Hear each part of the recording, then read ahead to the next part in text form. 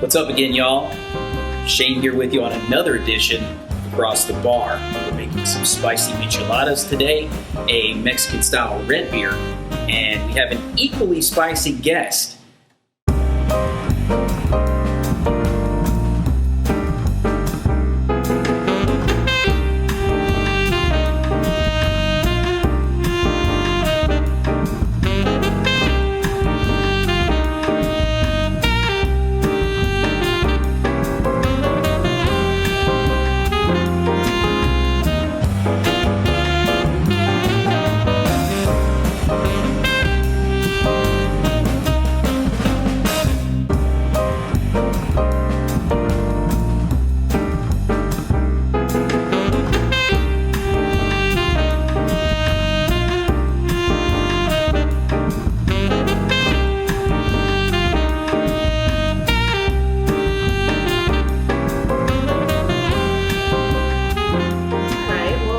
I'm not a Russellville or an Arkansas native. I'm a Yankee. I own it. It's cool. I like to tell people I'm a delicate Yankee flower. And if you know me, you know nothing could be further from the truth. So, but no, I'm Pittsburgh, Pennsylvania originally, but I've been in Arkansas and in Russellville for 13 years now, and I've been downtown. I've been the director of downtown for 4 years, and I can't think of anywhere else I'd rather be. There was a brief little stop about 4 years or so in Maryland along the way, and that actually made the transition a little bit easier.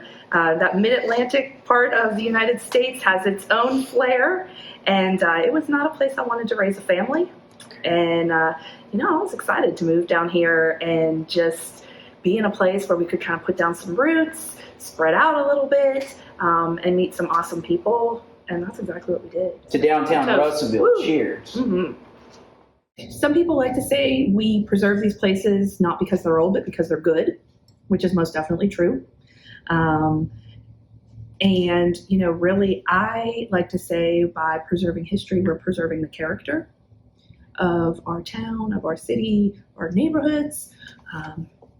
We've got so many beautiful buildings downtown. Like, it really tells our story. And if you think about it, I mean, we're telling a story right now. Every single day we live, we're writing our own stories. And so, 50 years from now, hopefully someone will look back and be like, hey, those cool people worked in that building and they did this or did that. And it's important. It's really important. Russellville rises to the challenge. One of the things I love about this city is that we're a welcoming place. So, we've had refugees from Hurricane Katrina. Anytime disasters happen, Russellville's answering the call. And so while we hope this is not going to be a disaster, we're preparing. And of course, anytime you have a city that's used to about 30,000 people and you're trying to squeeze 100,000 more in, it's going to have its challenges.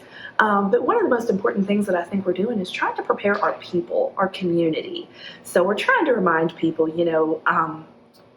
stock up, go get your groceries, fuel up, make sure your cars are full of gas, because we're going to have a lot of people driving through town, RVs, other vehicles that are going to be getting gas to drive on home, and then look up. Make sure you enjoy it. It is a historic event, and it's going to be life-changing. It is going to be a challenge, but I think we can handle it. We've got amazing people that work for this city. Our fire department, our police department, emergency services, public works. Man, those people are ready to go. I love bluegrass. One of the bands that we've had here in Russellville is Arkansas. Yes. And when I got this job, I was like, my goal is to have Arkansas on that stage. And I did it. I just think all the time, and we had them on our stage. Well, it's not easy. Of course, we have a budget. And sometimes when I reach out to people, I'm like, hey, how much would you be? And they're like, I literally had somebody tell me 15 one time. And I'm like, oh, 1,500. No, honey, that's 15,000. And I was like, thank you. Have a nice day. So, sometimes we can get people, they kind of want to explain we're a nonprofit, it's a free show. A lot of times they're like, okay, we get that, and they'll be able to come down on their price a little bit. Sometimes we had a band named Brother Moses. I don't know if you remember them. Remember that show? Amazing. They were from this area originally, but I think they're in New York now. And so when they came down, they had our show, and then they planned to go on to Memphis and record. So some bands will be able to do things like that, where it's like, hey, you're just kind of a stop on the way for us, and they're able to bring their prices down that way. So price is a consideration always. I try to do varied genres. Like I said, I don't particularly love country, but it's very popular. And so, it's nice to have a little country. I try to think about who can really, as I like to say it, hold down a stage. Who can get the audience going? Who's not, you can be a fantastic singer, but if you stand there and hold the microphone like this, you're not going to have the crowd going. For our Juneteenth event, we had Rodney Block.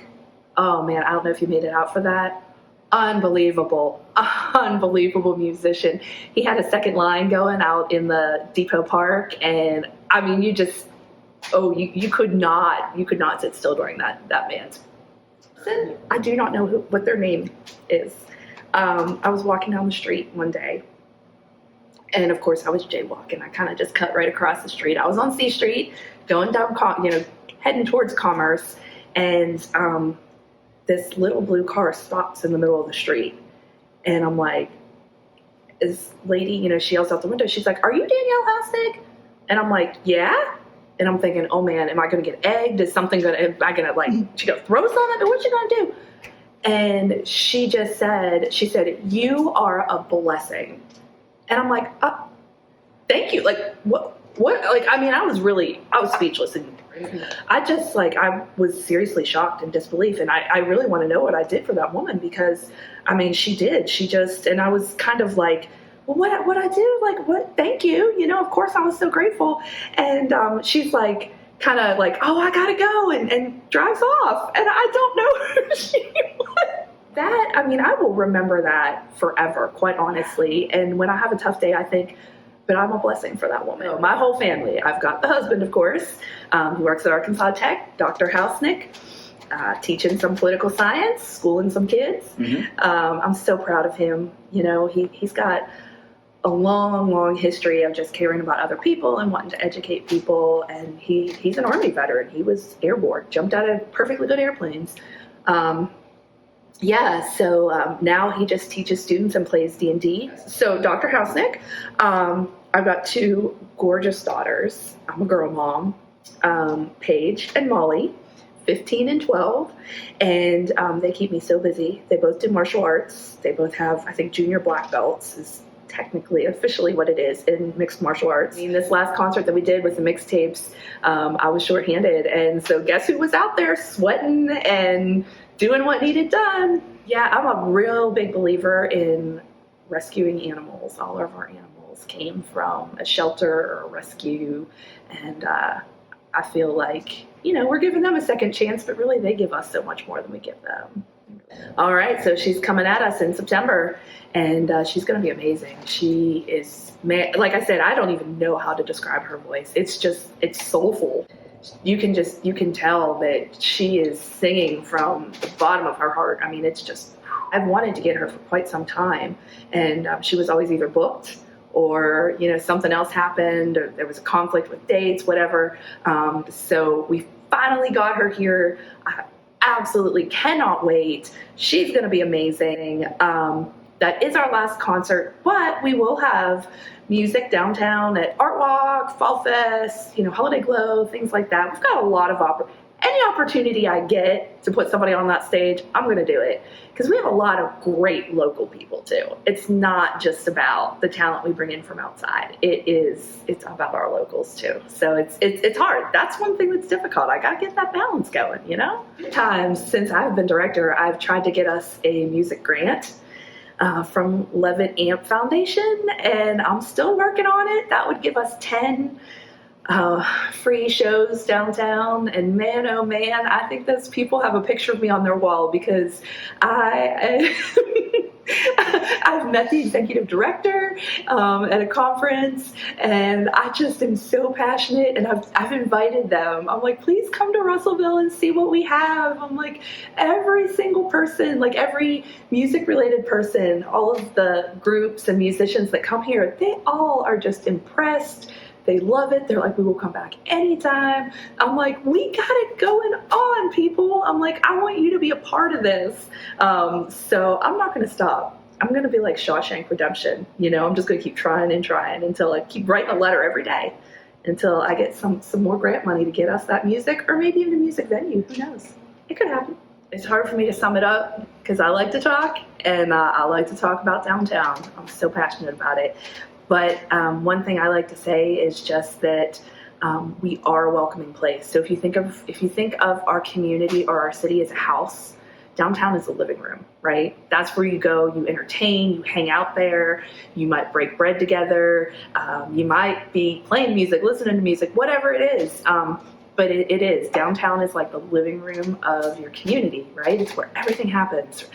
It's where it brings us all together. The Depot is a gathering place. It always has been. Historically, that's where people went on their Friday nights before we had Netflix and all the other things we have that take our attention. People went downtown to the train depot and they watched the trains come in. They watched who was getting on, getting off, what kind of stuff was coming in. So really, it's just where things are happening, right? But we have amazing businesses downtown. Amazing. I am blessed to work with those people. I really am. And that's what people don't understand sometimes, is that when you support those small local businesses, though they are in turn supporting your community. We have amazing sponsors. Most of them are downtown, not all of them. Some people will say, like, well, why do you put money into downtown? Well, it doesn't benefit just downtown. It doesn't benefit just those businesses. It's good for everybody. That's what you're getting when you get downtown. You're getting way more than you bargained for in a really good way. Experience. You're writing that story. Amazon's not a part of that story. eBay's not a part of that story. Overstock, whatever else you can think of, that's not a part of that story. But Dog Ear Books, the Old Bank, Fat Daddy's, Pasta Grill, B Street Bakery, those are part of our story. That's what it is.